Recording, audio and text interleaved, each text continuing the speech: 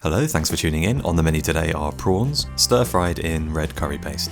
So this is a very spicy prawn stir-fry, made with red curry paste and evaporated milk, which gives it a hint of creaminess and sweetness.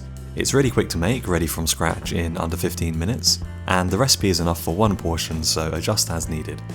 Although we have used prawns, you could try other types of seafood, or even chicken or pork. So on screen now are the ingredients. As always, a full list of the ingredients is on our blog.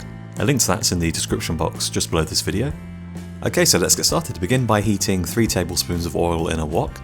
Once hot, add in 3 tablespoons of red curry paste and stir fry the paste in the oil for about 30 seconds.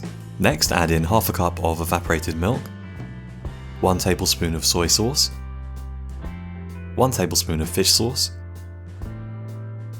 and 1 tablespoon of sugar. Mix everything in until you have a lump-free sauce, then add in half a cup of sliced red peppers, a quarter cup of sliced green beans, 1 cup of peeled prawns, 1 tablespoon of sliced kaffir lime leaves, and 1 teaspoon of ground pepper. Stir fry for a final few minutes until the prawns are cooked, then switch off the heat, add in a quarter cup of basil leaves, mix one last time, then serve with some steamed rice. And that's all there is to it, a really quick and simple tasty stir fry. So we do hope you enjoyed the recipe. If you have any questions about the recipe, then do leave a comment below and we'll get back to you as soon as we can.